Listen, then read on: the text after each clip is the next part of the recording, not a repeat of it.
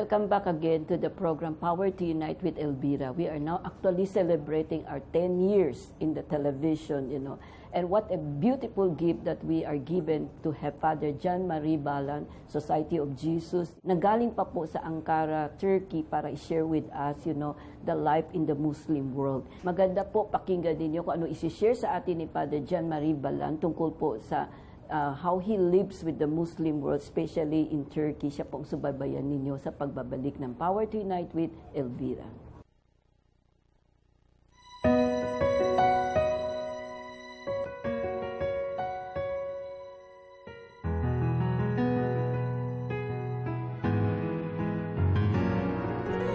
There's a desperation that exists in the world, a growing helplessness we're at a loss to solve. We yearn for peace, yet fight for selfish reasons. We search for meaning, but fooled by illusions. What went wrong?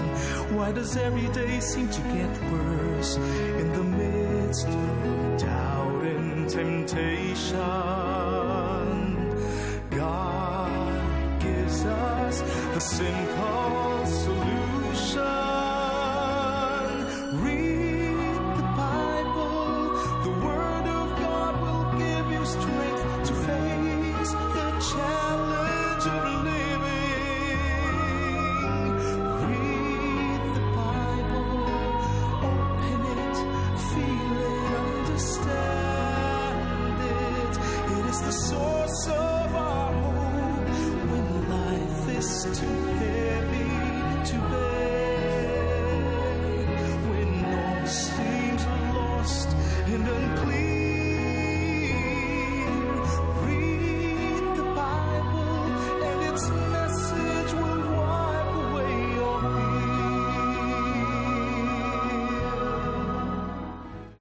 Father Jean-Marc, I'm very happy that you allowed to be interviewed again, this part 2 of our beautiful conversation for us to understand who are really our Muslim brothers and sisters. So maybe you can talk about this interreligious immersion that you have in Turkey with the people, your spiritual journey with them as they share also what you discovered, that you have something in common after all. Very often when we speak about dialogue, we have the impression that we have to help the other to become who we are. Okay. And this is not dialogue. A dialogue is recognizing that we are different, and that's it. Let's accept that we are different, and how can we live together accepting our differences. And speaking with these young people in the beginning of my journey in Turkey, we had, for example, a discussion about the most beautiful names of God. Okay. You know that we as Catholics, we like to pray the rosary. And Muslims have as well a rosary. Okay. But on that rosary, you have grains in order to remember the 99 most beautiful names of God. Mm-hmm. And then I asked these young people, but what is the most beautiful name of God? And then I was very surprised. Obviously, you know already which for me is the most beautiful name of God. For me, as I said in the beginning of the interview, it is God is love. Then I wanted to hear from them, what's the most beautiful name of God?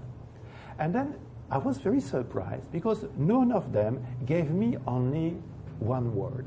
They were always giving me two words and two opposite words. And for me, this was very interesting and intriguing. And one word was something I would qualify as positive, like, for example, God is merciful. And the second word was something which was for me a bit strange. God is dominating, God is taking revenge. I mean, a word which is a bit harsher. And I found it a bit intriguing. Okay. And then one of these young person drew a graph for me.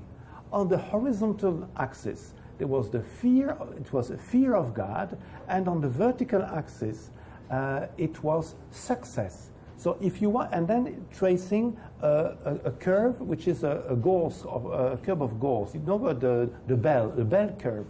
So if you want to succeed in life, you should have neither too much nor too little fear of God.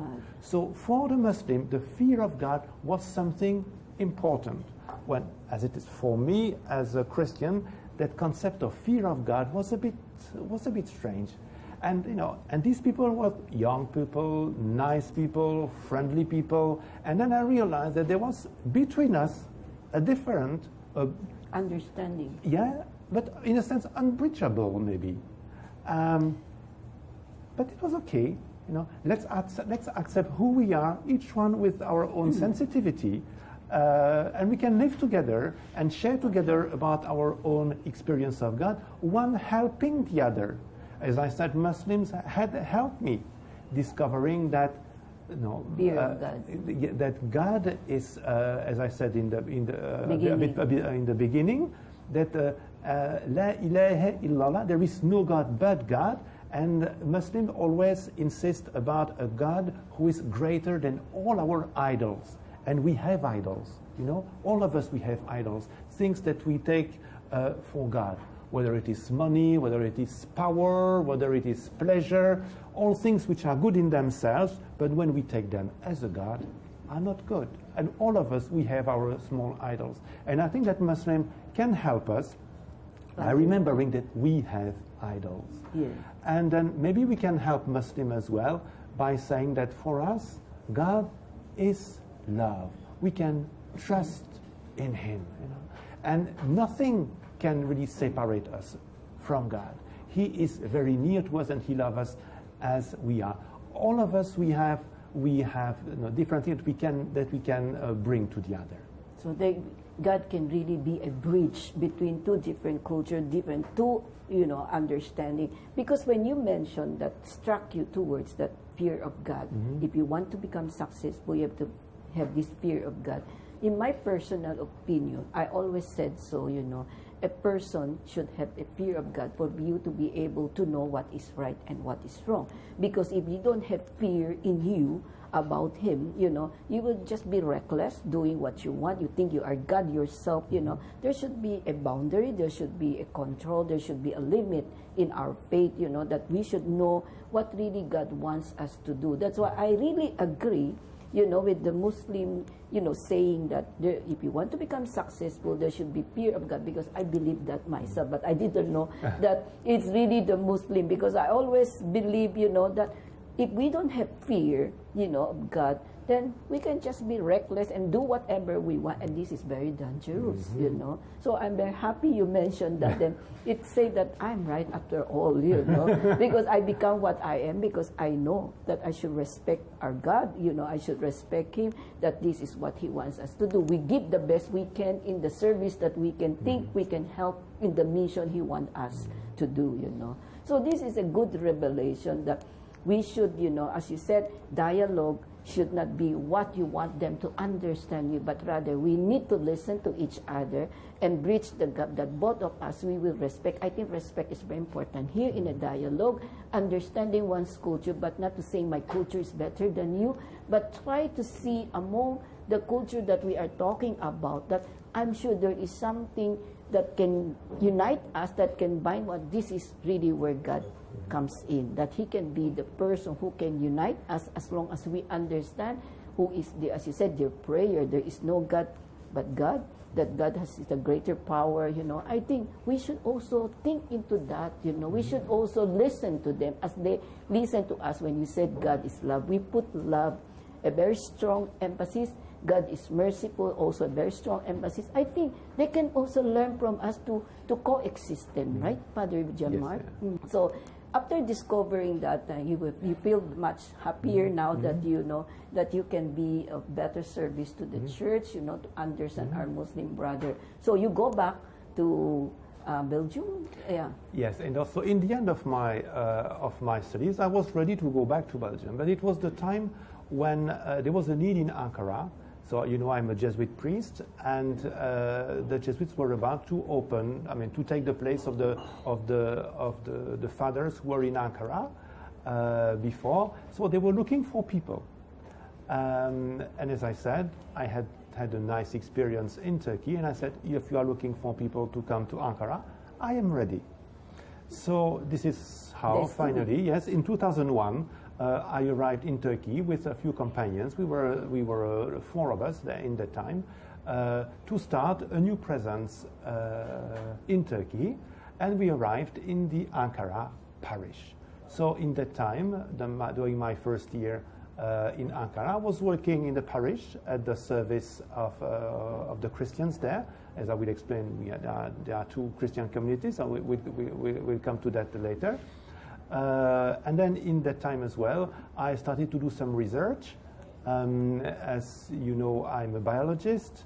I have studied Christian theology, Muslim theology. I wanted to use these 3 disciplines to do some research, and I was quite intrigued in that time by the question of the theory of evolution. It is a very controversial topic in Turkey. Yes. Many people, conservative people, had some difficulty to accept the theory of evolution. They thought it was a godless theory, and they were opposing the theory of evolution, a bit like American creationists were doing in the United States. And for me, as a Western European, I found that quite intriguing. So I spent some time doing some research, starting a PhD that unfortunately I never managed to finish, but I wrote articles and chapters in books about that question. Your experience, your immersion with them is already a proof that you understand more what is going on. And so this book, even though you did not finish the research, but I think helped a lot for the Turkey people to understand, right? You were it was the research were more for myself to be able to understand better Turkish society, and I wrote these chapters mainly for Western, for Europeans. So it did not really touch my apostolate and my presence in Turkey. But it helped me a lot to understand the Turkish society, the division in society, the wounds lived by different people in Turkey. This helped me a lot at the intellectual level. So this helped me to feel nearer to people, to different kinds of people in Turkish society.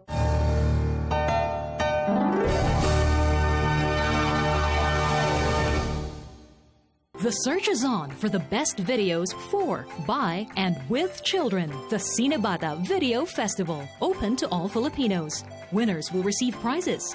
For details, visit or contact the following.